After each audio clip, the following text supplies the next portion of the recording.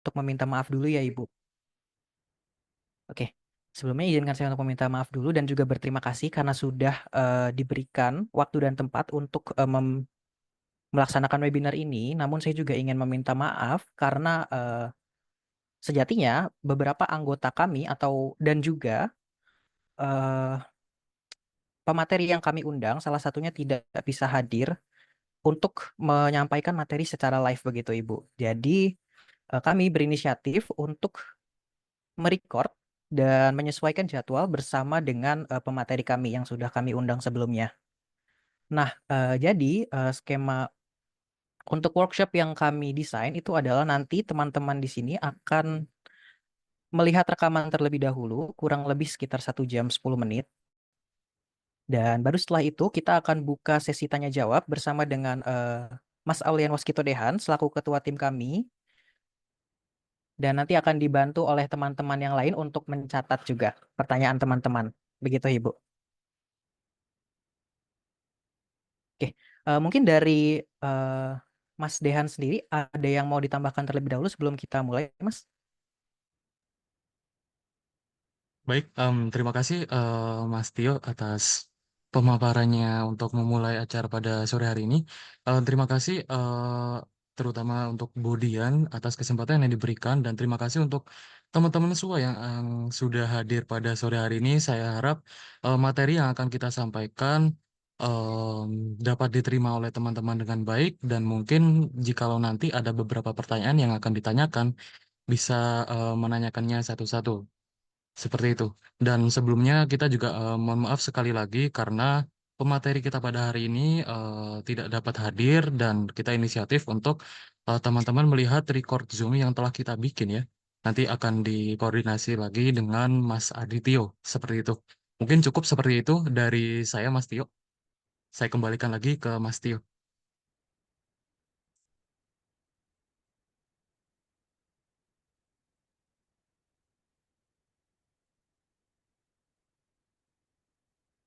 Baik, Halo. izin mohon ditunggu sebentar ya, sembari saya menyiapkan video klipnya.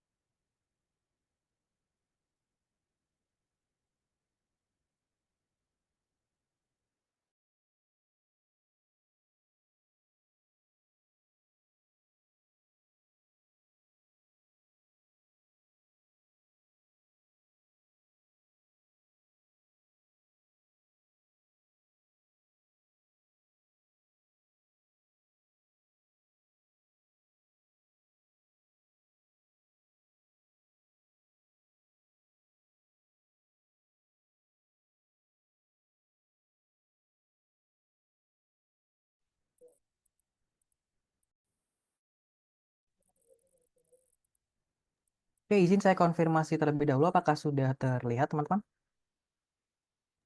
Sudah, Mas. Oke, siap. Izin saya mulai ya, mulai dari sekarang. Selamat sore teman-teman sekalian. Selamat datang di webinar KTI dari kelompok 1. Dan mungkin sebelum kita mulai, izinkan saya untuk memperkenalkan diri terlebih dahulu ya. Nah, perkenalkan nama saya Asmat Aditya Sumartono.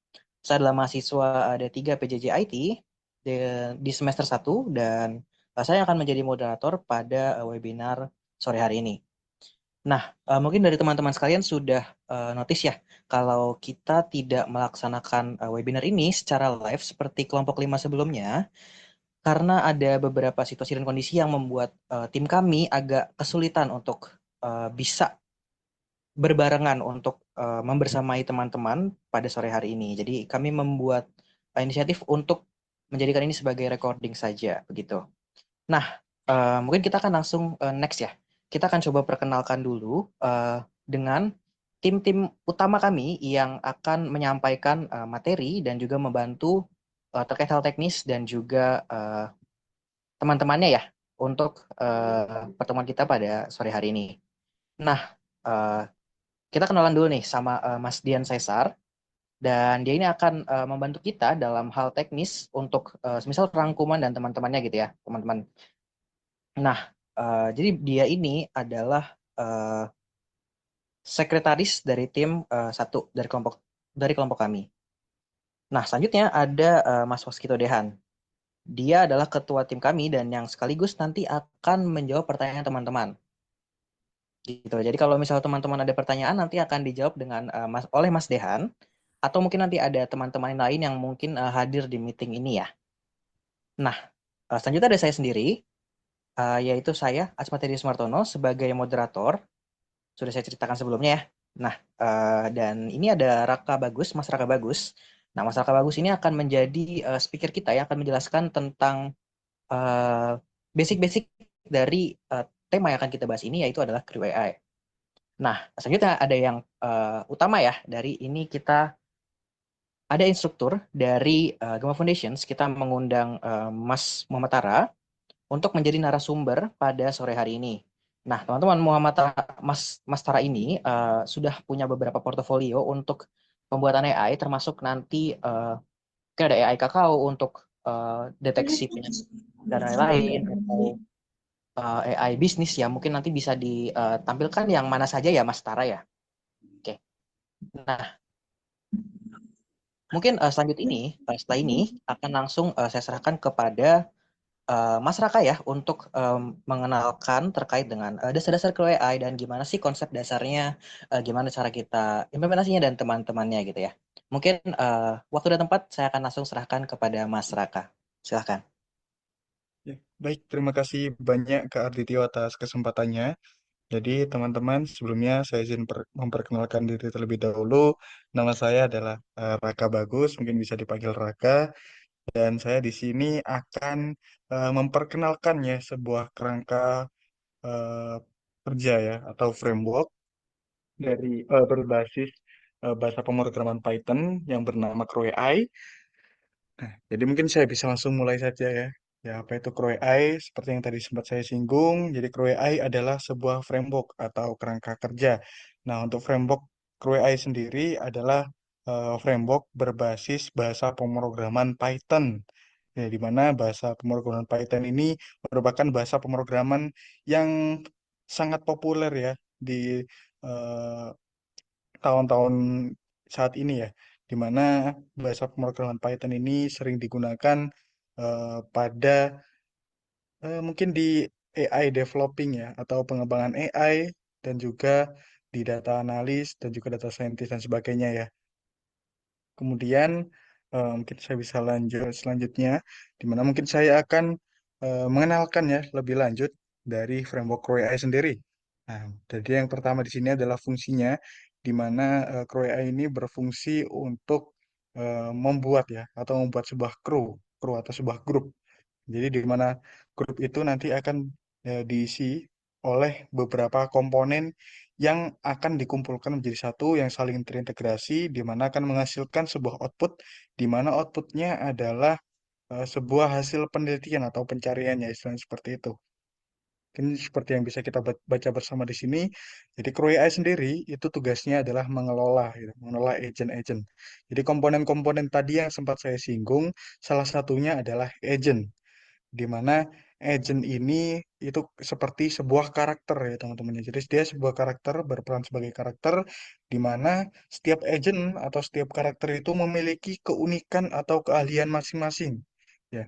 Jadi dari dia memiliki latar belakang seperti apa, dia memiliki goal seperti apa atau tujuan hidupnya ya istilahnya ya, hidupnya seperti apa dan sebagainya. Jadi nanti tugas fungsi dari Creo AI sendiri adalah eh, mengelompokkan para agent itu menjadi sebuah tim atau menjadi satu tim ya. Kemudian akan bekerja sama. Dan selanjutnya cara kerja dari Creo AI bekerja dan mengatur agent-agent AI. Nah, ini seperti yang saya singgung sebelumnya ya, tapi di sini mungkin saya izin menambahkan sedikit. Jadi AI-nya atau si AI agent ini, para agent ini mereka itu bisa berkomunikasi ya. Jadi mereka bisa berkomunikasi di mana mungkin dari agent A memberikan sebuah output nih. Jadi kayak misal eh, agent A berkata seperti ini, bumi itu bulat. Ya. Jadi AI agent A ini akan memberi tahu ya, atau istilahnya dia berdiskusi dengan agent B, dia akan memberitahu.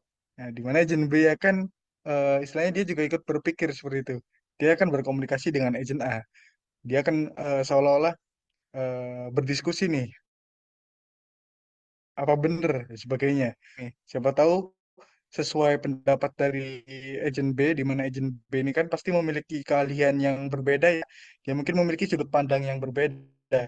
Jadi nanti menurut pendapat dari agent B bahwa bumi adalah datar seperti itu. Jadi nanti mereka berdua bisa saling berkolaborasi dan saling berkomunikasi seperti itu. Oke, saya lanjut. Nah, di sini adalah seperti struktur ya, struktur yang bisa kita lihat bersama ya. Di mana tadi saya sempat menyinggung mengenai kru, kemudian di sini ada beberapa nih yang belum tadi saya kenalkan. Pertama di sini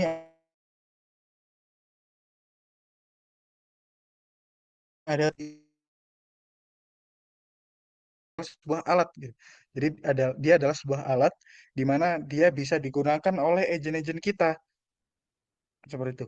Jadi contohnya seperti kita membuat agent. Nah, memiliki keahlian sebagai data analis gitu ya. Dia memiliki keahlian data analis. Jadi kita harus membuat tools ya. Kita harus membuat tools membantu AI data analis kita untuk istilahnya untuk bekerja ya seperti itu. Jadi tugas tugas dari tools ini adalah membantu nanti si agent kita. Ya, contohnya misal data analis, berarti toolsnya itu bisa seperti searching ya atau searching tools dan sebagainya. Jadi tugas dari toolsnya itu bisa digunakan untuk analisa dan sebagainya seperti itu. Itu untuk tools. Kemudian selanjutnya, ya, di sini ada task. Jadi jadi dalam itu kita bisa menentukan tugasnya. Jadi tugas dari sebuah kru. Dan ini bisa lebih dari satu nih. Jadi nggak cuma satu kru bisa nyelesain satu tugas, tapi satu kru itu bisa ngerjain lebih dari satu tugas. Nah, jadi contohnya di sini ada dua tugas nih. Nah, kemudian tugas ini apa? Ya, jadi tugas ini seperti bahasanya atau task ya. Jadi seperti sebuah perintah seperti ya teman-teman. Jadi seperti perintah, contohnya misal pada tugas tersebut adalah tugas menganalisa data gitu ya. Contohnya, misal kita memiliki kumpulan agent tentang data analis, maka tugasnya adalah menganalisa data tertentu gitu. Jadi jadi pada tugas tersebut nanti akan bisa dibuat eh, atribut deskripsinya. Jadi tugasnya adalah seperti apa, sebagainya. Kemudian juga bisa ditentukan ini nanti outputnya bagaimana nih gitu. Jadi pengennya setelah agent mengerjakan tugasnya, dia akan seperti apa dan sebagainya itu bisa ditentukan di task ini. Ya, kurang lebih seperti itu. Ya, jadi task ini ya seperti bahasanya dia adalah tugas, di mana tugas ini bisa ditentukan lebih dari satu untuk sebuah kru. Nah, kemudian ketika AI agent, tools, dan tasknya sudah ada ya sudah didefinisikan, kemudian selanjutnya adalah processing. Ini sangat menggunakan setahu saya, jadi tapi mungkin saya akan menjelaskan mengenai proses sequential, di mana processing sequential ini yang paling sering digunakan, di mana prosesnya adalah bertahap ya. Jadi seperti yang tadi saya sempat singgung mengenai AI itu bisa berkomunikasi, jadi nanti bertahap nih. Jadi agent pertama mengeluarkan output, agent kedua mengeluarkan output, agent tiga mengeluarkan output, kemudian mereka saling memberikan output masing-masing ya sesuai analisa yang mereka buat sendiri. Kemudian nanti akan diproses satu persatu.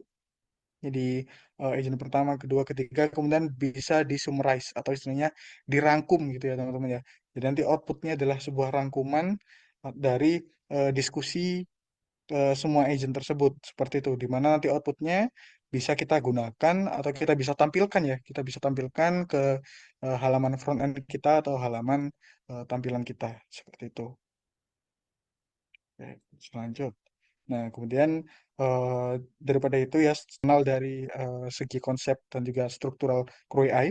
Nah, jadi di sini tim kami ya, tim kami sebelumnya sudah pernah istilahnya berhasil ya untuk membuat platform AI di mana untuk platform AI-nya sekarang sedang masa pengembangan atau developing dan sudah ada beberapa AI yang sudah dikenalkan ya ke khalayak umum ya masyarakat dan sebagainya.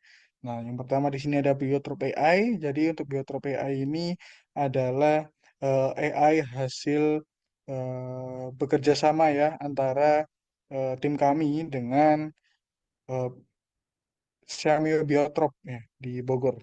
Jadi eh, Biotrop AI ini adalah AI yang eh, istilahnya AI yang berfungsi ya, AI yang berfungsi untuk eh, untuk mempelajari atau menganalisa tentang biotropikal ya. Jadi hal-hal laboratorium lainnya seperti itu.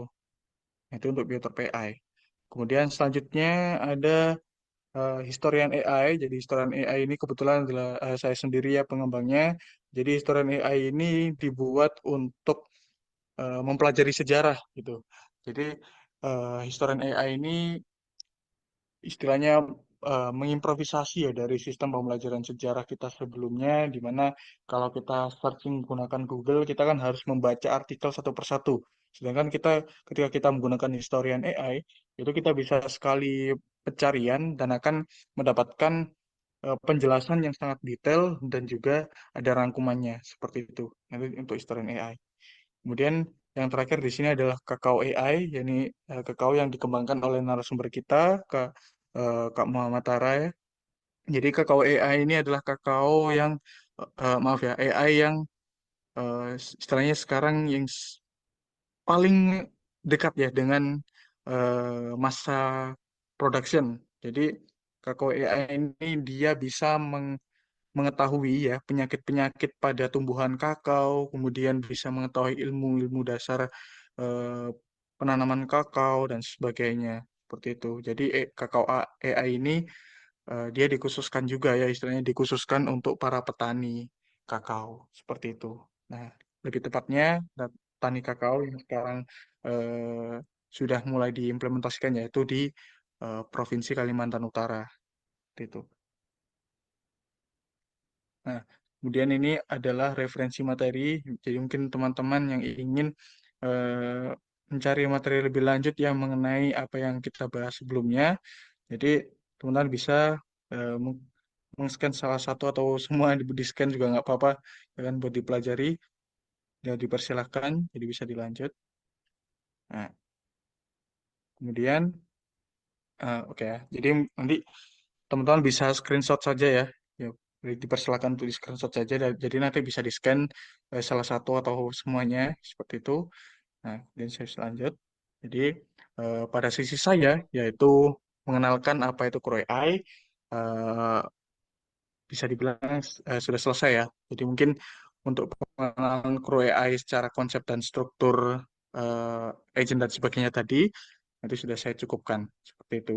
Nah, jika sampai sini teman-teman ada pertanyaan, dipersilakan bisa bertanya dan nanti akan bisa dibantu oleh Kak Dehan ya sebagai ketua tim dan juga penjawab dari teman-teman pertanyaan teman-teman semua. Seperti itu. Oke. Mungkin setelah kita tadi membahas ya, kita Izin, tadi sudah mungkin teman-teman membahas. ada yang mau ditanyakan dulu ya terkait materi yang sudah disampaikan tadi sampai sini. Silakan teman-teman bisa langsung resen saja jika ada yang ingin ditanyakan terkait dengan pengenalan Creo AI dan juga beberapa fungsinya ya, fungsi dasarnya. Nanti akan dibantu dijawab oleh oleh Mas Kito Dehan selaku ketua tim kelompok satu.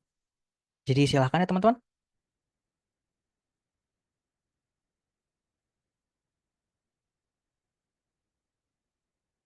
Baik, terima kasih Mas Tio atas konfirmasinya dan dipersilakan ya untuk teman-teman mungkin ada beberapa pertanyaan terlebih dahulu dari terkait materi yang baru saja disampaikan ya atau dipaparkan dan untuk link materinya sudah saya share di kolom chat Zoom jadi bisa dicek terlebih dahulu atau mungkin ini layarnya Mas Adityo kurang jelas bisa dicek langsung di link yang sudah saya bagikan di kolom chat seperti itu.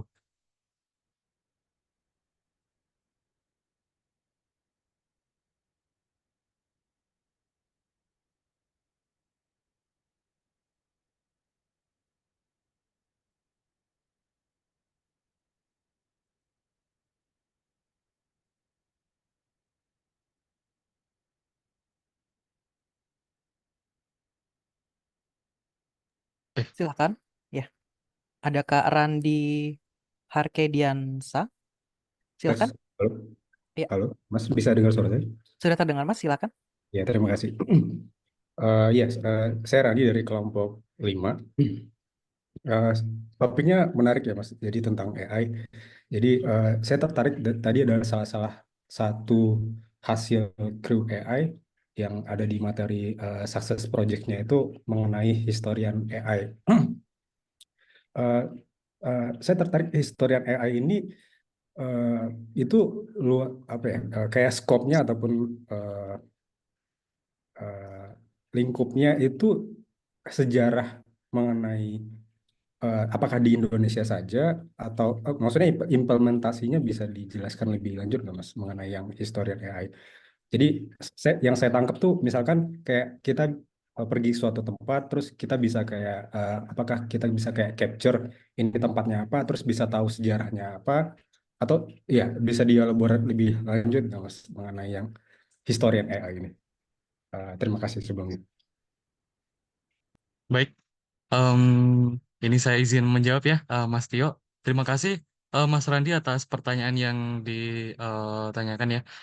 Oke, dalam pertanyaan yang tadi saya tangkap, apakah bisa mencari ini ya historian dari mungkin dari luar Indonesia ya. Jadi dan apakah bisa capture dari foto ya untuk bisa tahu sejarah dari beberapa tempat seperti itu ya. Oke, saya bantu jawab. Jadi em, untuk historical AI yang sedang kita kembangkan itu bisa Mas Randi dari mungkin dari Indonesia ataupun dari luar negeri juga itu sudah bisa. Nah, mungkin saya ini mau ngasih share screen code-nya, cuman ini jaringannya lagi kurang bersahabat, jadi mau ditunggu sebentar ya. Ini saya lagi buka projectnya, mungkin ditunggu sebentar dan untuk menjawab yang capture pakai foto itu ya, untuk mungkin nge-scan eh, sebuah tempat dan mungkin langsung menjelaskan bagaimana histori dari tempat tersebut, itu sedang kami kembangkan ya untuk di historical, namun untuk di beberapa AI yang lainnya sudah kita terapkan, tapi di historical ini belum. Jadi ini masih dalam pengembangan kita dan mungkin ini ditunggu terlebih dahulu ya, Mas Randi. Ini masih nge-reload sebentar. Soalnya eh WiFi saya ini agak nge-lag sebentar ya. Saya nggak bisa search.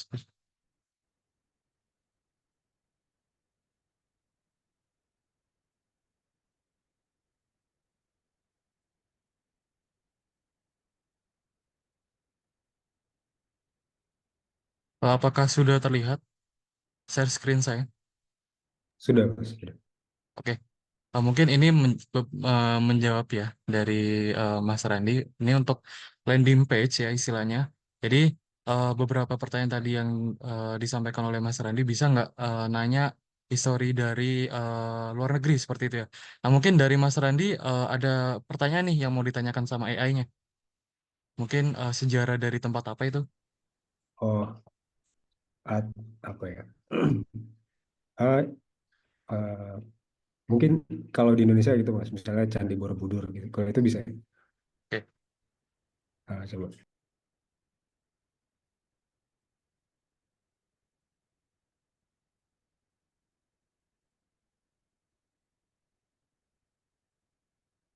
Lokasi Candi Borobudur ini di mana ya? Entah. Lokasinya oh Di di Magelang. Di Magelang ya. Oke, oke.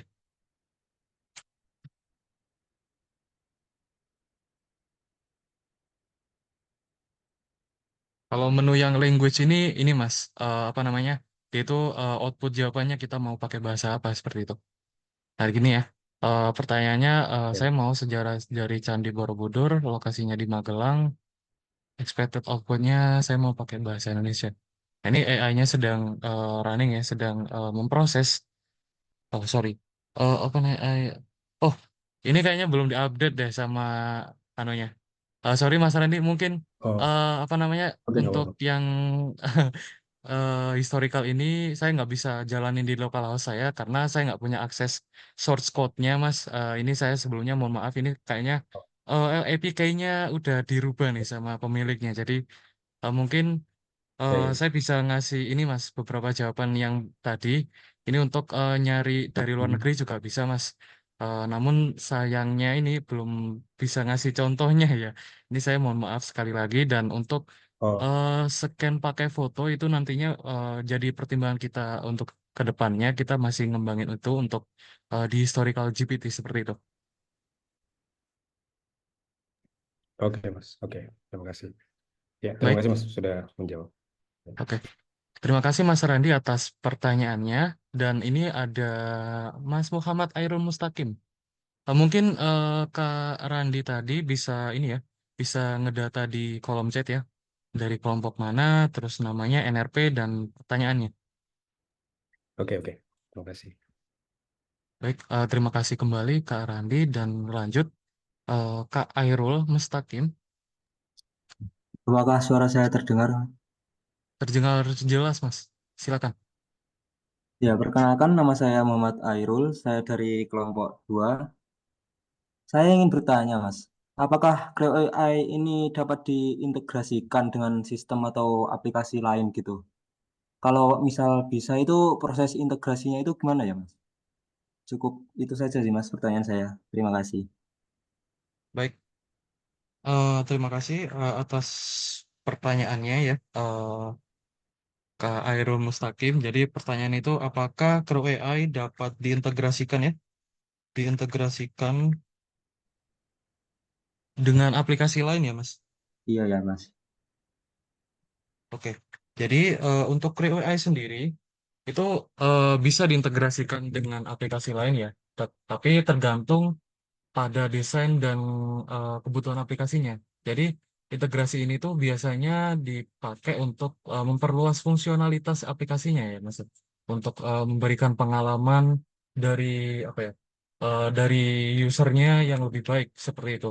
Nah, untuk beberapa cara pakai untuk mengintegrasi dengan aplikasi yang lain, itu kita bisa pakai beberapa cara ya, Mas. Kita bisa pakai integrasinya pakai API, terus atau mungkin pakai library yang sudah ada, dan mungkin bisa pakai platform yang spesifik ya, Mas. Kalau kalau saya biasanya itu saya pakai Streamlit, Mas, untuk pembikinan AI ini. Jadi kita untuk selama ini kita masih pakai Streamlit untuk implementasi AI yang kita bikin seperti itu, Mas.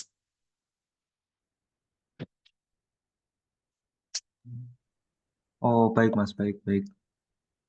Mungkin sudah cukup menjawab ya, Mas, Mas Cukup, Hairul. cukup. Terima kasih, Mas. Terima kasih Mas Hairul. Jangan lupa ini ya, mendata di kolom chat ya.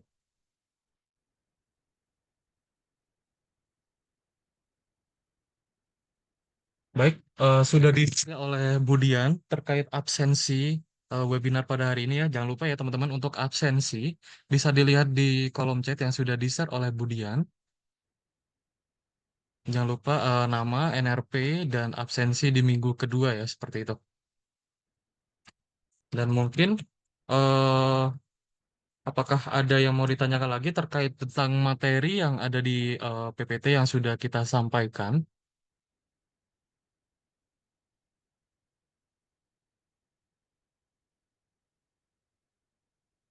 Mengingatkan kembali ya, jangan lupa absensi ya teman-teman.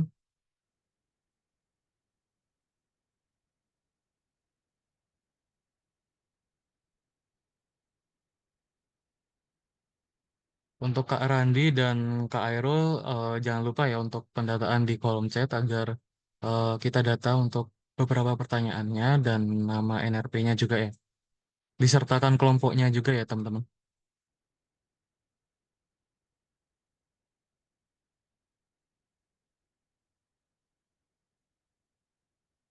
Baik, oke. Dari Mas Royhan, silakan Mas Royhan. Oke, Assalamualaikum warahmatullahi wabarakatuh. Perkenalkan nama saya Muhammad Rahendani dari kelompok 2. Di sini eh, saya ingin izin bertanya, dalam sebuah tim proyek itu kolaborasi dan manajemen yang efektif seringkali jadi kunci kesuksesan ya. Nah, dengan adanya grup WA ini, saya penasaran nih, apa sih peran utama dalam membantu tim untuk berkolaborasi lebih baik atau mempermudah manajemen proyek dengan grup WA ini? Begitu, terima kasih. Baik, terima kasih atas pertanyaannya, Mas Royhan. Ini berarti lebih ke teknisnya ya, penggunaannya ya, seperti itu ya. Iya, Mas. Oke, sip. Jikalau kita sebentar ya, saya mungkin izin share screen kembali. Sebentar. Eh, Mana ya? Oke.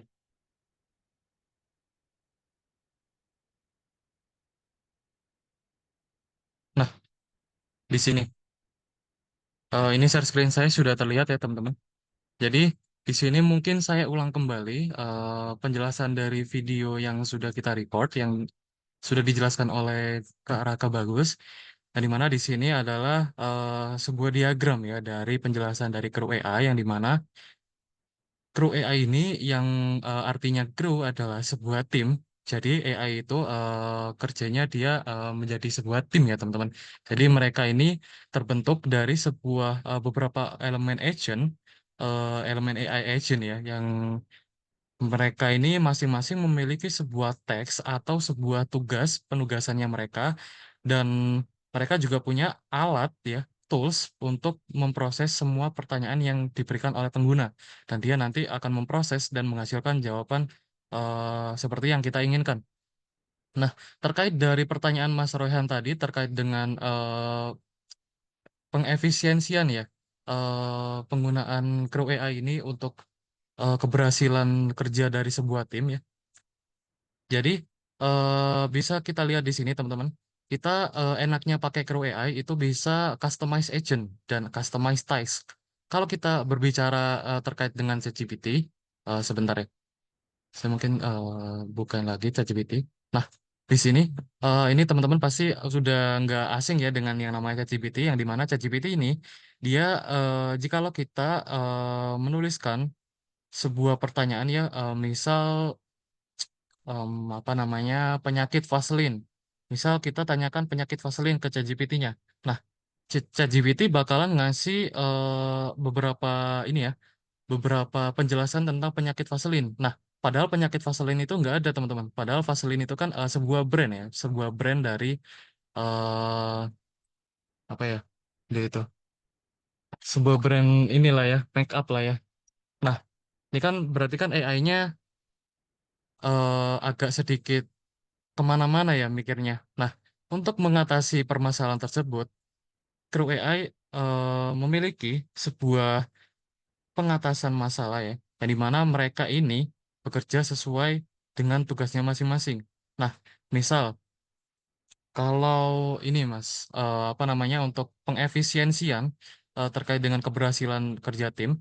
Nah, kalau kita pakai AI, jikalau kita mengetikkan hanya sebuah berikan saya penjelasan tentang ini. Nah, dia cuman memberikan penjelasan umumnya saja.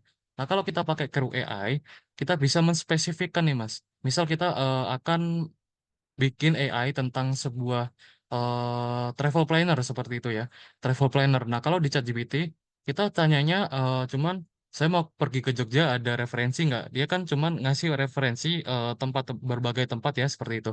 Nah, kalau kita pakai AI yang kita bikin sendiri, kita bisa ngeset nih Mas, ngeset misal tour guide-nya, terus agent untuk nyari hotelnya, terus mungkin dia juga ngasih beberapa informasi tentang tempat-tempat yang akan kita kunjungi nantinya seperti itu dan mungkin jam-jamnya juga akan dia iniin gitu loh. Akan dia kasih tahu juga dan dia juga ngasih tahu nantinya bakalan apa ya istilahnya akan menghandle kita lah istilahnya misal saya mau ke Surabaya nih ke Surabaya ini saya bingung mau kemana nah kamu bisa nggak bantu saya untuk menetapkan saya mau ini saya ini mau kemana seperti itu saya budgetnya contohnya 2 juta rupiah seperti itu nah kalau dengan AI yang kita bikin kita itu bisa ini Mas bisa nampilkan beberapa rekomendasi tempat ya tempat untuk wisata yang akan kita tuju dan beberapa hotel rekomendasi dengan beberapa harga yang sudah ditetapkan dan sebuah transportasi untuk menuju ke destinasi-destinasi wisata yang akan kita tuju dan nantinya kita juga akan dibimbing juga misal kita di Surabaya dari hari berapa sampai hari berapa, misal dari hari Senin sampai hari Rebu misal ya. Nah, AI-nya bakalan ngasih beberapa rekomendasi untuk memaksimalkan hari-hari Masnya di Surabaya di 3 hari tersebut. Seperti itu. Nah, kalau kita tanya ChatGPT, dia cuman ngasih beberapa opsi doang nih Mas, umumnya aja, tanpa mendetail seperti itu. Nah, kalau kita pakai Crew AI atau AI agent yang kita bikin, sendiri itu kita bisa menspesifikkan lah kita ini oh ini AI untuk travel planner kita jadi ketika kita akan bepergian jauh kita istilahnya sudah terarah lah seperti itu. Nah mungkin dari penjelasan saya masih kurang jelas Mas Royhan. Sudah sangat jelas, Mas. Terima kasih. Oke. Terima kasih atas pertanyaannya Kak Mas Royhan ya, jangan lupa untuk ini ya submit di kolom chat dengan nama NRP kelompok berapa dan pertanyaannya apa seperti itu. Nah, mungkin dari teman-teman lain ada beberapa pertanyaan lagi sebelum kita lanjut ke video berikutnya.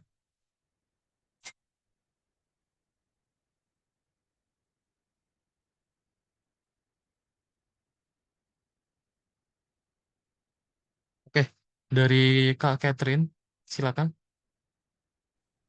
Oke, perkenalkan saya Catherine Tristiana Putri dari kelompok 3. Mungkin saya mau bertanya, Mas, mengenai bisa nggak ngasih beberapa contoh cara kerja agent AI yang sudah diatur oleh Crew AI-nya? Oke, berarti Mungkin itu ini aja lebih pertanyaan dari saya. baik-baik. Berarti ini lebih ke source code-nya ya. Yap, Oke, sebentar ya, saya buka dulu. Ini mungkin membutuhkan beberapa mana ya, beberapa CPU sebentar.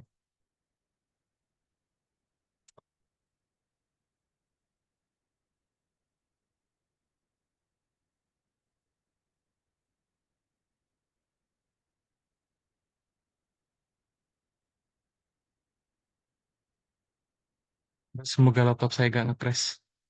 Sebentar. Hmm,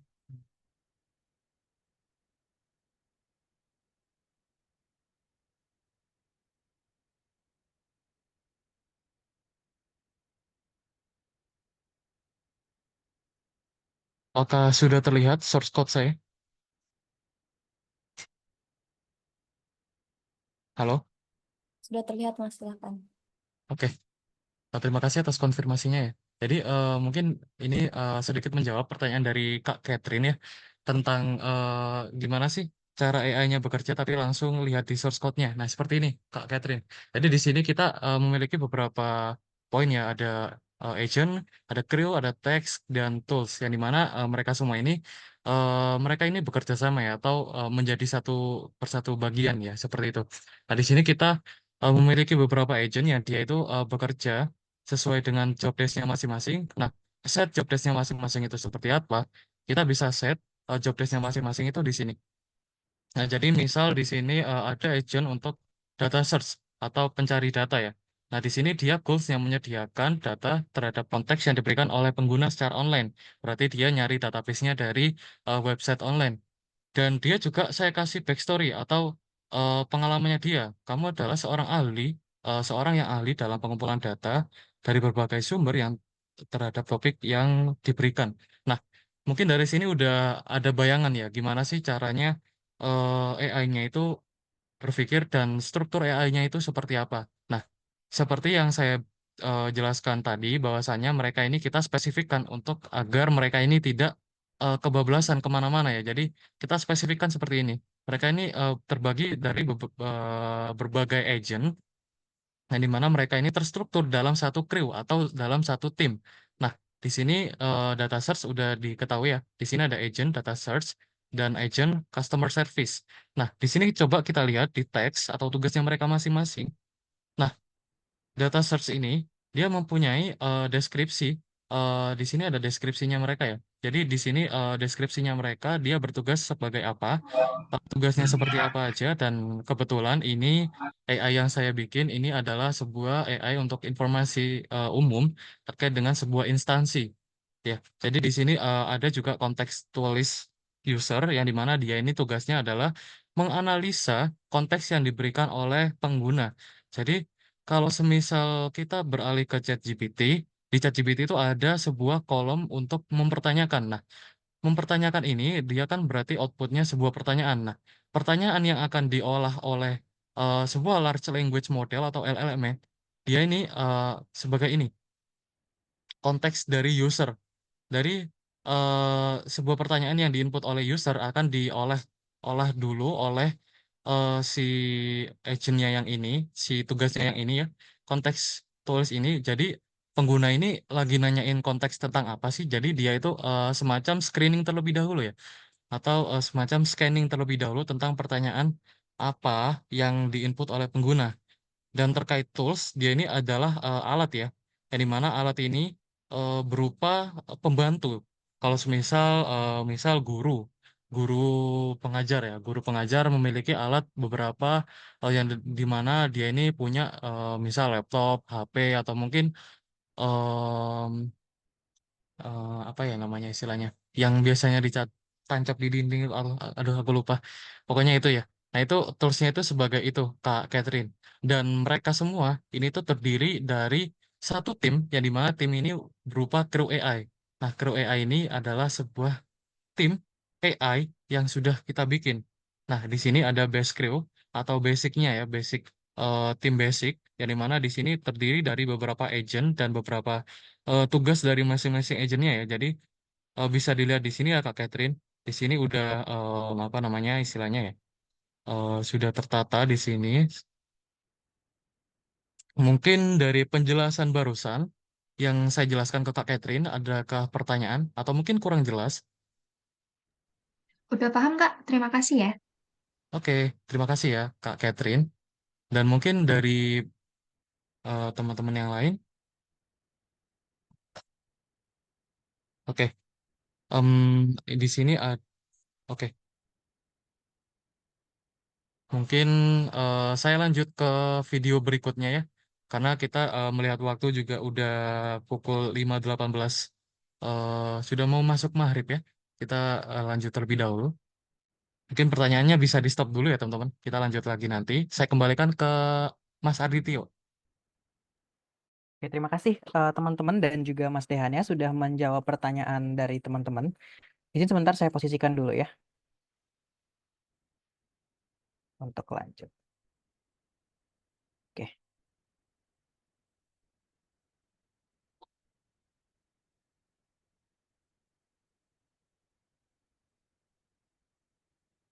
Kita nggak ngasih contoh produk AI-nya nggak enak ya. Jadi jadi mungkin saya bisa kembali. Jadi di sini adalah ada salah satu AI yang sedang saya kembangkan bersama tim developer dari SMK PGRI Sukomojokerto, di mana sebagai saya sebagai alumni ya di SMK PGRI Sukomojokerto. Jadi saya mengembangkan AI dan saya beri nama Skagri GPT di sini, di mana Skagri GPT ini juga berkolaborasi dengan Gema Foundation ya. Jadi kita sistemnya bekerja sama untuk pembuatan Skagri GPT ini.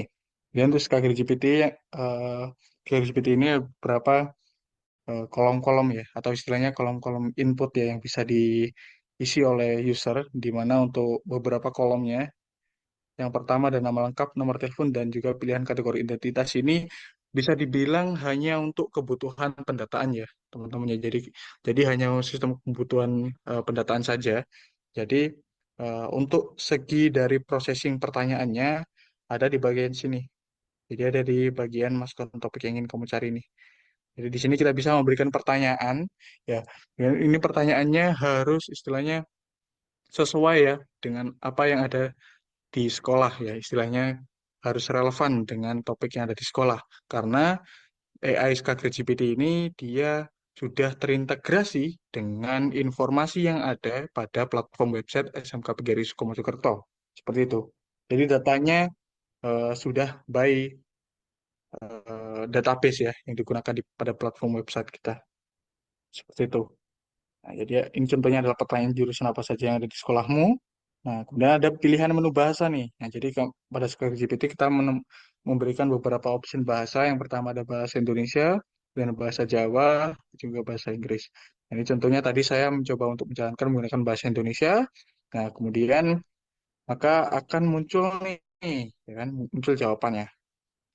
Di SMK Pikir Suku kamu bisa memilih berbagai jurusan keren buat masa depan. Gitu. Ada jurusan multimedia, buat kamu yang suka berkreasi dengan desain dan video dan sebagainya. Nah, jadi enggak jurusan tata boga, jasa boga di sini. Nah, ini adalah salah satu contoh AI yang kami kembangkan ya, yaitu Skagri GPT. Nah, mungkin sampai seperti ini. Jika ada teman-teman yang ingin ditanyakan, dipersilahkan. Nanti akan bisa dibantu oleh Kak Dehan ya untuk menjawab pertanyaan teman-teman. Nah, eh, dari saya, Raka Bagus, saya izin eh, untuk stop share. Terima kasih banyak teman-teman dan juga tim. Saya izin. Oke, izin Mas Dehan untuk di sini apakah akan kita buka lagi sesi tanya jawabnya atau dicukupkan dulu untuk nanti di akhir? Karena setelah ini kita masih ada materi dari Mas Tara ya, sekitar 40 menit begitu. Bagaimana Mas Dehan menurut Anda? Mungkin langsung sesi tanya jawab aja ya. Terkait dengan mungkin terkait dengan waktunya juga, kasihan juga yang di luar waktu Indonesia Barat ya, terlalu malam. Baik, berarti kita akan skip dulu ya untuk sesi tanya jawab yang sekarang ya. Dan kita akan lanjut. Begitu. Oke. Oke, siap. Videonya sisa berapa menit, Mas? Sekitar 40 menit. Oh, 40 menit ya? Ya. Apakah memungkinkan kalau dilanjutkan, Mas? Masih memungkinkan, Mas. Cuma nanti akan kita limitasi saja ya untuk pertanyaan mungkin di akhir kita akan limitasi jadi 3 pertanyaan saja ya dan kita akan jawab secara singkat saja begitu, Mas. Tidak perlu terlalu mendetail. Oh, oke, oke. Sip. Terima kasih, Mas Tio. Mungkin bisa dilanjut terlebih dahulu, Mas. Teman-teman yang bekerja sebagai instruktur ya. dan dia ini adalah seorang AI practitioner juga, jadi dia sudah ngedevelop seperti yang dibilang Mas Raka tadi, AI Kakao ya. Dan ini nanti akan diceritakan lah sama Mas Tara ya, silahkan. Mungkin Mas Tara bisa dengar suara saya? Iya, halo, suara saya sudah terdengar ya? Sudah terdengar Mas. Mungkin Oke. silakan Mas bisa diceritakan dan juga nanti mendemonstrasikan ya gimana sih kakak bikin ini secara lebih mendetail gitu ya. Baik, baik. Silakan Mas. Oke, terima kasih atas waktunya ya. Jadi saya Muhammad Tara. Saat ini saya bekerja sebagai instruktur ya di Gema dan juga di beberapa perusahaan lainnya. Dan untuk yang aplikasi AI tadi ya yang sudah dikembangkan itu ada aplikasi AI Kakao ya. Jadi mungkin saya coba sedikit cerita dulu tentang aplikasi AI Kakao itu apa ya. Saya coba share screen.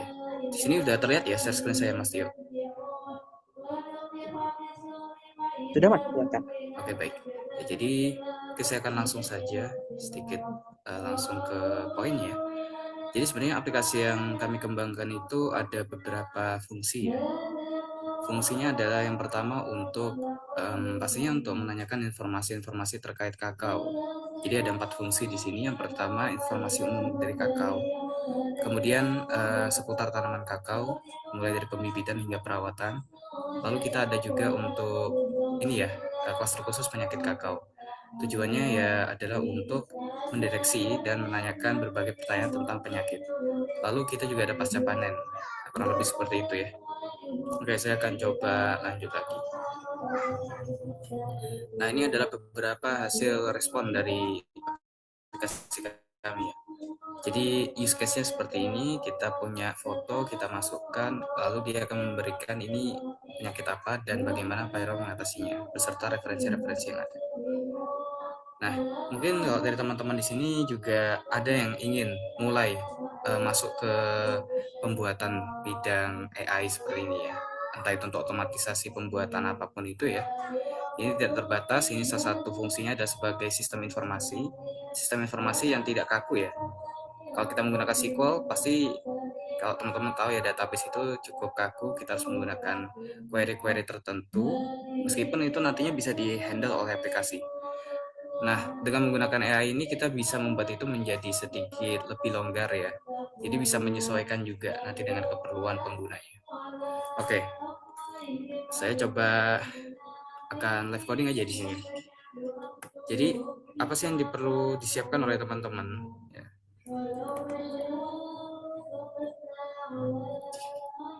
Yang perlu disiapkan oleh teman-teman pastinya itu ada kita perlu AI-nya. Untuk AI provider itu ada banyak. Salah satunya ada OpenAI ya. Nah, untuk demo kali ini kita akan menggunakan yang gratis itu dari Grok API. Seperti ini. Nah, jadi Grok API sendiri itu dia menyediakan layanan server ya, server yang menghosting AI. Untuk server yang menghosting AI itu sendiri, itu ada banyak. Salah satunya dari Grok ini, ada dari OpenAI juga. Sementara untuk saat ini yang menyediakan gratis itu yang paling bagus adalah Grok. Ada juga dari yang lain, cuman saya belum nyoba juga. Apa sih keunggulannya Grok ini ya dibandingkan OpenAI bahkan yang berbayar? Yaitu Grok itu menggunakan teknologi LPU, Language Processing Unit. Beda sama beberapa teknologi yang kita tahu ya, itu kan biasa menggunakan, kalau dulu kita menggunakan CPU. Cuman karena dianggap terlalu lambat, kita mulai menggunakan GPU. Ya, jadi GPU yang untuk main game itu dibuat untuk processing AI. Setelahnya dikembangkan lagi LPU yang jauh lebih efisien. Dan untuk saat ini Grok yang berfokus di pengembangan itu. Mereka menyediakan versi preview atau versi gratisnya untuk dicoba-coba. Nah, kalian bisa memanfaatkan itu untuk membuat aplikasi berbasis AI. Jadi ibaratnya engine-nya lah, mesinnya. Oke, sekarang bagaimana sih caranya kita mendapatkan API key itu sendiri? Caranya cukup gampang ya. Kita bisa langsung masuk ke grok.com, kemudian kita buka bagian developer. Lalu kita ambil yang free API key. Di sini dia akan coba sedikit. Nah, apabila nanti tampilannya sudah seperti ini, kalau kalian belum login atau belum daftar ya, nanti di sini ada diminta untuk daftar dulu. Silahkan daftar menggunakan Google account-nya masing-masing ya. Nah, lalu kalian bisa mulai create API key. Apabila kalian belum pernah pakai, biasanya API key-nya nggak banyak ya. Nah, saya ingin coba bikin satu ya. Di sini saya coba, saya ingin bikin untuk testing misalnya, untuk testing seperti ini. Di sini dia akan memberikan sebuah API key.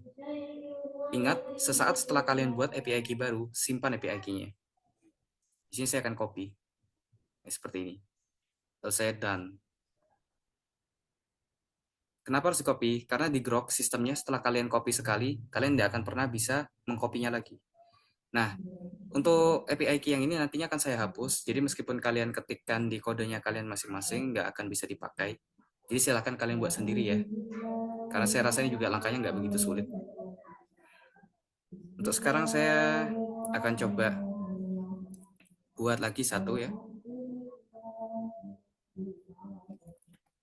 Yang satu ini adalah Tefli API key. Nah, apa sih Tefli? Tefli ini adalah sebuah alat yang berfungsi untuk melakukan pencarian secara global.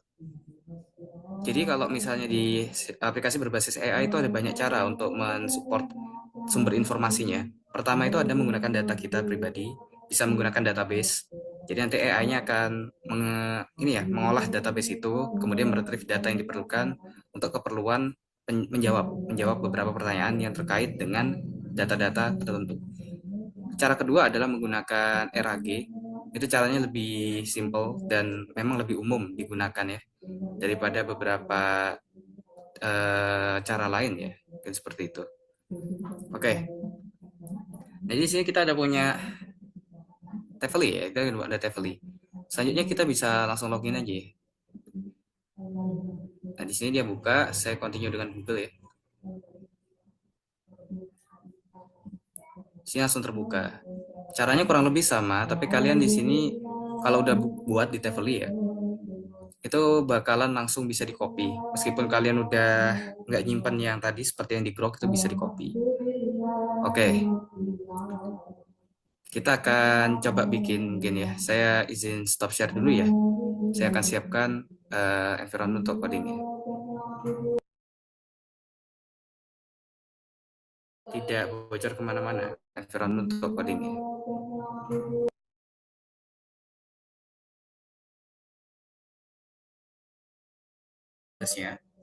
Kemudian kita punya mesinnya. Mesinnya dari sini kita ambil dari Grok. Oke. Nah, selanjutnya kita perlu front end. Front end kita akan buat di main. Lalu kita harus punya lagi satu yang namanya .env. Nah, .env ini tujuannya adalah untuk mengelola API key kita. Kita akan taruh API key kita di sini. Apa yang saya lakukan? Pertama saya buat .env. Setelah saya membuat .env, saya akan membuat variabel.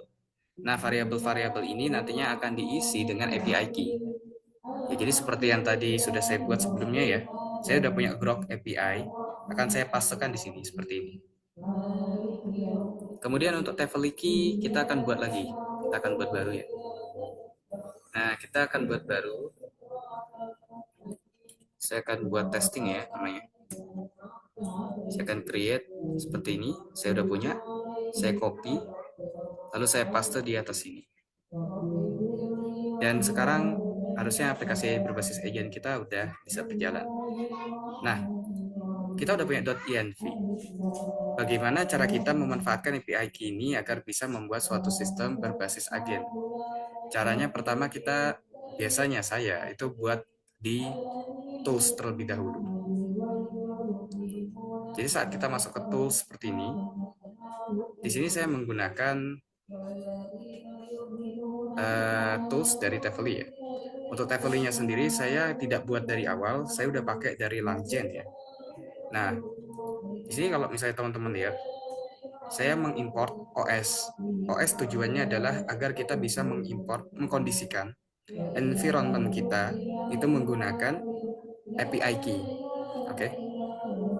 Kemudian karena kita menggunakan .env, maka kita juga harus mengimport dari .env. Khususnya kita import load.env dari .env ya. Seperti ini. Tujuannya adalah agar kita bisa memanggil variabel yang tadinya ada di .env sini. Lalu, apa yang harus kita lakukan? Karena kita menggunakan pre-build dari Langchain, maka kita akan panggil menggunakan from Langchain community.tools import Tavely search results. Ini teman-teman bisa cari di dokumentasinya nanti ya, di Chrome atau dimanapun di Google ya. Cara pakainya bagaimana? Oke. Apa yang harus kita lakukan? Kita harus load terlebih dahulu .env ya. Kita load .env, kemudian kita berikan parameternya seperti ini, dikosongin aja ya. Ini tujuannya agar semua yang ada di sini itu bisa kita pakai di dalam file tools.py kita. Lalu kita setting os.environ, ya kita setting environment OS kita dengan Tavely API key-nya sama dengan os.getEnv. Nah ini, kita ngambil env dari .env tadi dengan variabel yang namanya Tavely API key. Jadi dia otomatis akan menggantinya dengan ini. Oke. Kenapa harus dibuat seperti ini? Itu tujuannya agar dia tidak ini ya, tidak bocor kemana-mana. Kalau nanti udah masa produksi, kita yang mengelola. Nah, kita lanjutkan. Selanjutnya di sini saya punya variabel yang namanya alat cari. Nah, variabel ini saya isi dengan sebuah list. Kenapa kok harus sebuah list? Nanti akan saya jelaskan. List itu dalam Python sama seperti array ya, dia menggunakan kurung kotak. Seperti ini. Baru di dalamnya kita panggil Tavely search result, kita panggil ini. Lalu kita berikan parameter K sama dengan 3. Nah, kalau kalian penasaran ini buat apa, silahkan kalian cari dokumentasinya. Ada banyak atribut yang bisa kalian pakai, tidak hanya K ya. Tapi sini saya hanya pakai 1. Oke. Saya lanjutkan ya. Kita udah punya tools. Sekarang kita akan main di agents dulu ya. Kita akan main di agents. Nah, untuk agents, kalian harus mengimport CrewAI. Caranya seperti ini. From CrewAI import agent. Oke, ini diingat-ingat ya. Jadi, kalau kalian bikin task, kalian akan mengimport task. Kalau kalian bikin agent, kalian akan import agent. Ingat di dalam Grow AI, saat kita mengambil modul, itu selalu awal depannya itu besar seperti ini. Ini dipanggil di mana sih? Nah, ini dipanggil di sini. Kalian bisa lihat. Nah, ini. Seperti itu ya. Oke. Saya rasa kalian udah dapat sedikit gambarannya. Kita lanjutkan. Langchain OpenAI. Apa ini?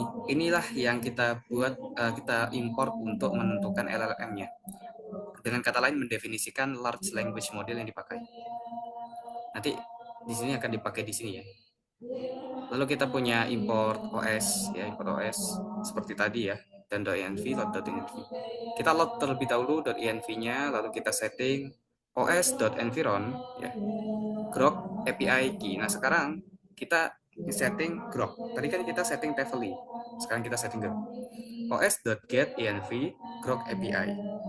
Di sini ada LLM sama dengan chat OpenAI API base. Nah ini kalian bisa menyesuaikan atribut-atributnya. Ini atribut yang lama ya, ada cara barunya. Tapi kalau kalian mau nyoba pakai ini juga nggak apa-apa. Atribut pertama ada OpenAI API base.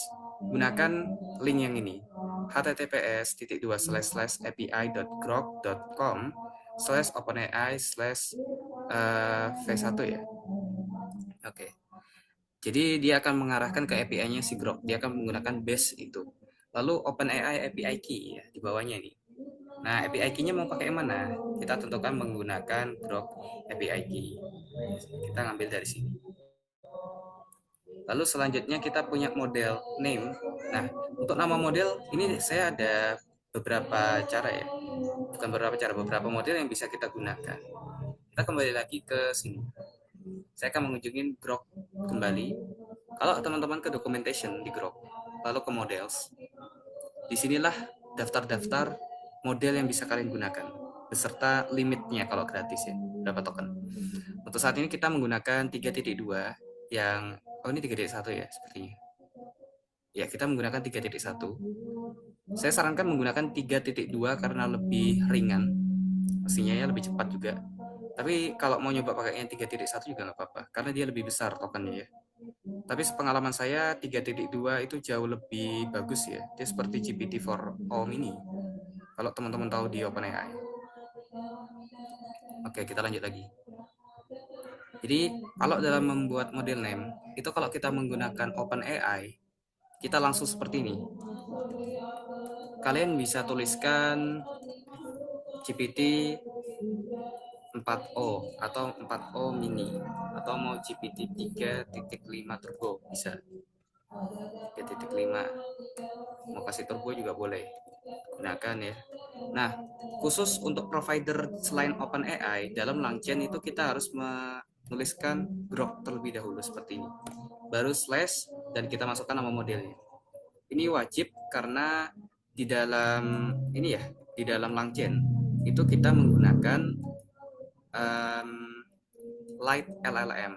Jadi Langchain itu mengadopsi sebagian dari provider library lainnya, Light LLM. Nah, dalam Light LLM per bulan kemarin, itu cara import model selain OpenAI dirubah.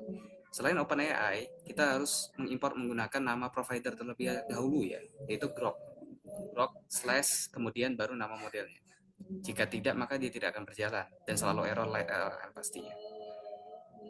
Nah, selanjutnya kita punya lagi suatu temperatur. Temperatur ini adalah sebuah parameter untuk membatasi halusinasi dari AI, meskipun ini nggak terlalu fungsi juga.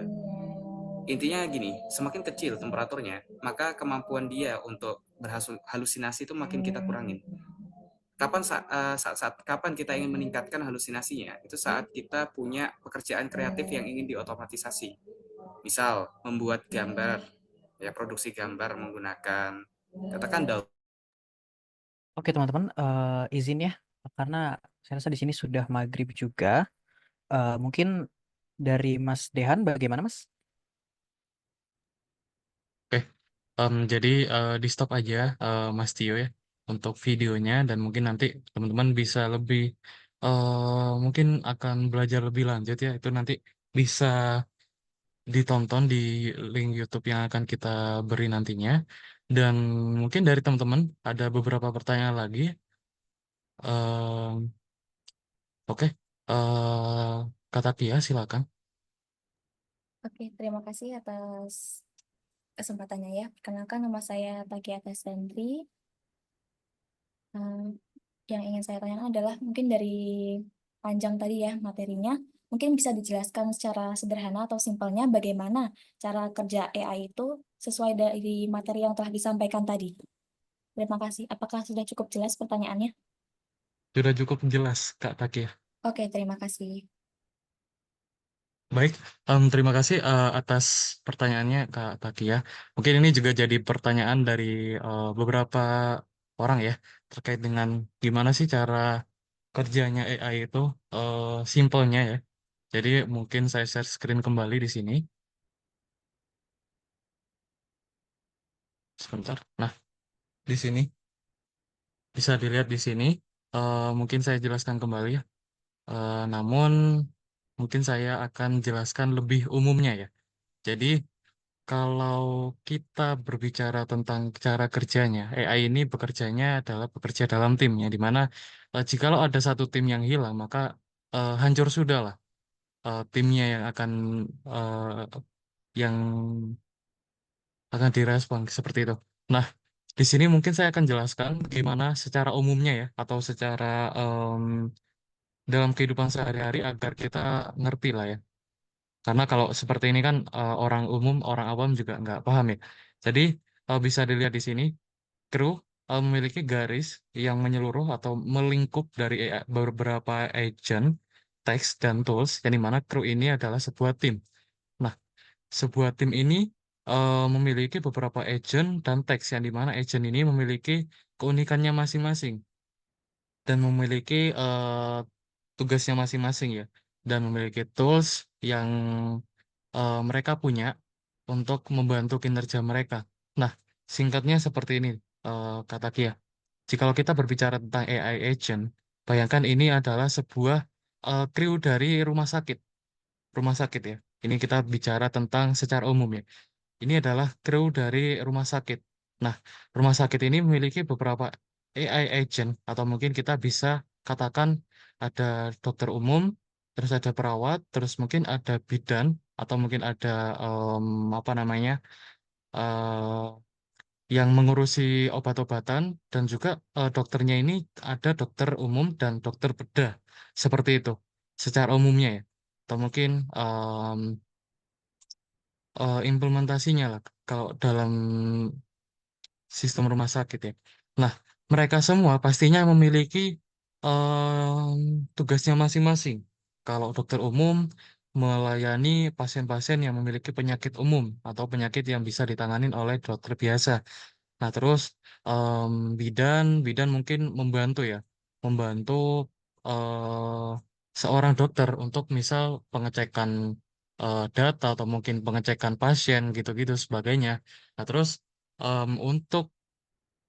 untuk yang melayani tentang pengobatan, nah mereka ini tugasnya adalah memberikan informasi tentang obat-obatan yang udah dituliskan oleh dokternya, dan mereka yang tugasnya menyiapkan. Nah, dari sini mulai kebayang nggak untuk penjelasan umumnya. Dan untuk dokternya ini kan ada dua, yaitu dokter umum dan dokter bedah. Nah, di mana dokter umum ini yang seperti saya katakan tadi, dokter umum ini memiliki tugas yang dimana dia untuk melayani pasien umum atau pasien dengan gejala penyakit yang bisa dikatakan biasa ya, atau mungkin bisa dihandle oleh dokter umum. Nah, kalau semisal dokter bedah, dia kan spesialisasinya berbeda ya, teman-teman. Jadi, dokter bedah spesialisasinya untuk hanya melayani pasien-pasien yang memang memiliki keadaan kronis, atau mungkin mereka butuh penanganan medis, misal mereka ada luka dalam ya, seperti itu. Nah, dari mereka semua ini kan berjalan sesuai apa yang diinginkan ya. Itu sama juga seperti AI. Nah, mereka ini kan punya toolsnya masing-masing ya, atau mungkin punya alatnya masing-masing. Kalau misal dokter bedah memiliki beberapa tools, misal gunting, infus, terus jahitan dan lain-lain sebagainya. Nah, kalau dokter umum mungkin toolsnya sebagai apa namanya, pendiagnosa, terus em, apa namanya suster untuk membantunya seperti itu. Nah, untuk umumnya seperti itu, Kak Taki ya, dan mereka ini memprosesnya sesuai dengan kebutuhan dari pasien-pasiennya. Nah, misal pasien memiliki gejala sakit batuk pilek seperti itu ya. Akan nggak mungkin kalau ditaruh di bidang ke dokter bedah ya, kan nggak mungkin ya, nggak masuk akal gitu kan. Nah, kita harus ngonteksin dia kalau semisal pasien ini memiliki penyakit umum ya, atau mungkin penyakit batuk pilek yang mana berarti urusannya dengan dokter umum, bukan dengan dokter ini ya, dokter bedah ya. Nah, seperti itu. Sama seperti AI, teman-teman. Jadi kalau AI-nya nggak diberi konteks sesuai dengan yang pengguna inginkan, dia akan ngawur. Kalau semisal gini, teman-teman umumnya. Kalau semisal dokter hewan dan dokter bedah, dokter umum ya, dokter umum untuk manusia. Jikalau mereka ini kan punya spesifikasi atau mempunyai tugas masing-masing, yang di mana dokter umum ini untuk mengobati masyarakat ya atau mungkin manusia pada umumnya, dan untuk dokter hewan mereka ini khusus spesialisasi untuk mengobati beberapa hewan yang mereka bisa tanganin. Nah, kalau semisal mereka ini tidak dispesifikkan atau mungkin tugasnya kepisah ya atau mungkin tertukar ya. Misal dokter hewan harus nanganin manusia, dokter manusia harus nanganin hewan, kan nggak masuk akal juga kan, nggak mungkin juga dokter hewan nanganin pasien manusia, itu kan juga nggak mungkin ya. Itu juga kan nantinya bakalan nge-crash ya, mereka bakalan bertabrakan. Wah, ini gimana ya? Mereka kan juga pasti bingung. Itu AI juga seperti itu, teman-teman. Jadi AI ini meskipun dia cara berpikirnya, cara memprosesnya adalah berpikir, tapi dia jika dispesifikkan seperti ini dan memiliki tugasnya dan dan perannya masing-masing, mereka ini bisa terstruktur, teman-teman. Jadi mereka ini nggak istilahnya nggak apa ya, nggak ngaco lah ya, istilahnya umumnya ya. Jadi untuk penjelasan umum tentang artificial intelligence workflow-nya ya, mungkin ya. Itu seperti itu, Kak Taki ya, secara umumnya. Atau mungkin masih kurang jelas, bisa saya ulangin kembali. Oke, sudah sangat bisa dipahami penjelasannya. Terima kasih Kak Dehan untuk penjelasannya ya. Baik, terima kasih kembali Kak Takia atas pertanyaannya ya. Mungkin Kak Takia ini juga mewakili dari teman-teman juga yang mungkin masih bingung cara kerja AI yang secara umum ya, agar kita semua dapat mengetahuinya. Dan mungkin dari teman-teman lain ada beberapa pertanyaan lagi ya. Oke. Ini ada beberapa pertanyaan. Oke, Kak Eka Stio, silakan. Baik, sebelumnya terima kasih Mas Dehan. Iya. Saya izin bertanya, kan tadi barusan dijelaskan kalau AI agent itu mempunyai tugas dan fungsinya masing-masing. Bagaimana sih kru AI menangani tugas-tugas yang lebih kompleks dan membutuhkan lebih dari satu agent AI? Oke, seperti itu pertanyaannya. Iya, cukup Mas. Baik, terima kasih Kak Eka ya atas pertanyaannya. Dan mungkin kita sedikit flashback ya ke pembahasan kita yang ini. Yang dimana pertanyaan dari Kak Eka tadi, bagaimana Crew AI atau AI agent menkom mengapa gimana tadi Kak? Bagaimana caranya menangani kru AI agent jika dia mendapatkan pertanyaan-pertanyaan yang lebih kompleks gitu, yang penanganannya itu membutuhkan lebih dari satu agent AI. Oke, baik. Ini mungkin saja seperti ini. Mungkin kembali lagi tentang penggunaan AI-nya. Kita lihat dulu model AI yang dibikin itu seperti apa ya, Kak. Misal yang tadi disampaikan oleh beberapa teman saya, yang dimana ada historical GPT, terus travel planner, dan informasi tentang sebuah instansi. Nah, itu kan mereka punya fungsinya masing-masing. Nah, kita harus spesifikin dulu nih, fungsinya mereka itu apa. Dan kita pastinya tahu pengguna ini mau apa, karena kita sudah research sebelumnya bagaimana pemanfaatan AI yang kita bikin untuk digunakan oleh masyarakat umum. Nah, jikalau dari pertanyaannya Kak Eka tadi, kalau butuh agent lebih dari satu gimana? Nah, ini bisa dilihat di sini ya, Kak Eka. Di sini AI yang saya bikin, dia itu terdiri dari beberapa agent ya. Ada satu, dua, tiga, empat. Ada empat agent yang dia ini menjadi satu kesatuan ya. Terus kalau semisal kita bikin agent lagi, semisal sampai 10, apakah bisa? Bisa, tentunya bisa teman-teman. Jadi kita bisa bikin agent ya sesuai dengan keinginan kita misal sampai 10 atau sampai 20 pun bisa ya. Tapi kembali lagi dengan kemampuan laptopnya teman-teman masing-masing ya. Karena ini juga memakan CPU atau GPU ya lupa tuh. Jadi cukup memakan banyak ruang ya kalau kita semisal ngejalankan sebuah sistem artificial intelligence di device kita masing-masing. Dan untuk membungkus ya istilahnya membungkus dari beberapa agent dan tugasnya mereka masing-masing itu kita bungkusnya di crew ya Kak Eka. Jadi di sini kita harus spesifikkan nih, misal di cluster apa, di menu apa, beberapa ini harus muncul dan beberapa ini nggak harus muncul. Nah itu kita bisa spesifikkan di sini ya. Jadi di sini mungkin di em, basic crew-nya ya, di sini ada beberapa agent. Saya menempatkan ada 4 agent di sini yang dimana berarti semua agent yang tadi saya bikin mereka semua ada dalam di sini seperti itu dan penugasannya juga terinput semua di sini ya karena mereka semua terlibat dalam agent yang ini dalam tim yang ini dan di sini juga berbeda ya di sini agentnya berbeda di sini ada 2 agent doang karena ini cuma general ya karena penggunaannya juga berbeda dan gimana caranya kita manggil timnya ini. Gimana caranya? Kita balik ke sebentar. Em, Gimana ya? Nah, di sini kita bisa spesifikkan lewat sini ya. Di sini semacam select box gitu. Nah, nanti dia akan muncul sesuai dengan kru-kru yang dipanggil. Kru-kru yang dipanggil dari sini. Nah, di sini em, mana ya?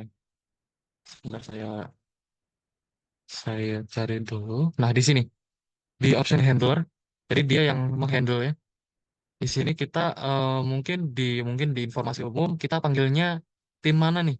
Nah, kita panggilnya General Crew. Kita taruh timnya di sini. Jadi semisal menu ini diklik oleh pengguna, nanti yang bekerja adalah tim yang ini. Jadi tim yang lain itu nggak keusik ya. Jadi istilahnya em, mempermudah ya atau mungkin memperingan ya dari kerjanya AI itu sendiri karena kalau semisal terlalu banyak juga nggak baik ya teman-teman. Jadi AI-nya bakalan memprosesnya lebih lama atau mungkin gak efisien ya kalau em, kita gunain seperti itu. Nah, mungkin dari jawaban saya bisa dipahamin Kak Eka. Ya, baik Mas, sudah bisa dipahami. Terima kasih.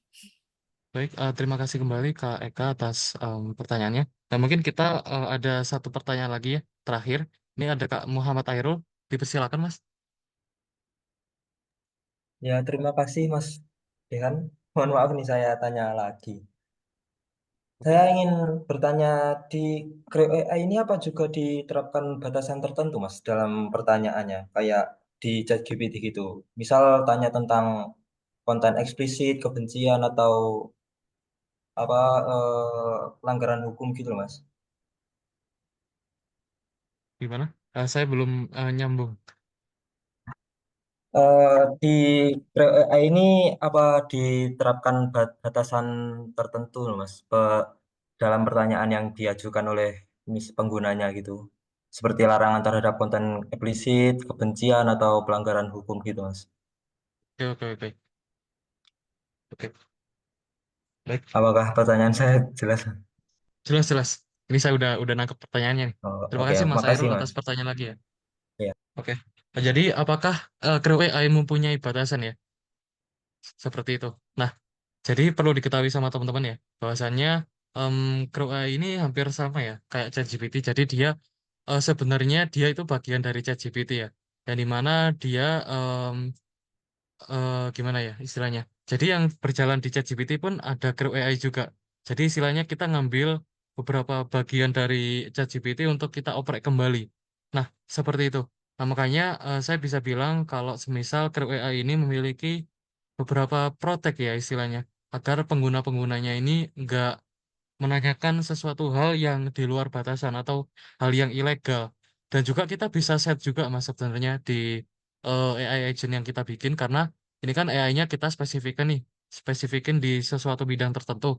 Nah, mereka bisa kita set untuk mencari informasi tentang konteks yang sudah kita tetapkan. Jadi misal kalau semisal kita nanya tentang sebuah historian dari sebuah negara. Nah, dia itu bisa membaca, Mas. Jadi kontekstualisnya itu bisa ngebaca bahwasannya ini penggunanya nanya tentang historian atau enggak sih. Nah, itu AI-nya bisa tahu. Jadi kalau semisal memang dia nanya tentang sebuah histori dari sebuah negara, itu dia bisa tahu. Kalau dia misal nanya tentang makanan, dia tuh nggak bakal ngasih tahu jawabannya. Seperti itu, Mas. Jadi kita bisa juga untuk antisipasi agar AI-nya ini nggak berpikir terlalu jauh dan bahkan berpikir tentang yang ilegal ya, seperti itu. Nah, mungkin kita sudah di penghujung acara ya, teman-teman, karena melihat waktu juga udah pukul 6, takutnya kalian ada yang ingin sholat ya, ingin menjalankan sholat maghrib terlebih dahulu, kita cukupkan untuk webinar pada hari ini ya. Saya kembalikan lagi ke Mas Tio. Oke, baik. Terima kasih ya, Mas Dehan dan juga tadi pemateri kita dan juga teman-teman sekalian yang sudah bisa hadir di workshop kita pada atau webinar kita ya pada sore hari ini. Nah, meskipun kita melakukannya semi live ya, saya harap teman-teman bisa tetap mendapatkan ilmunya atau hikmahnya ya. Dan nanti eh, kita akan lampirkan juga mungkin di grup ya Mas Dihan ya untuk link rekaman yang tadi kita tayangkan ya. Mungkin sebelum kita tutup dari apakah dari Ibu Dian Septiani ada tambahan Ibu?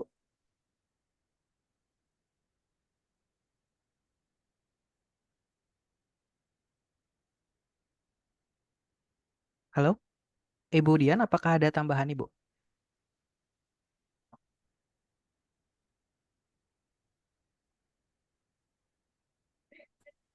Belum ada, Mas. Dilanjut aja.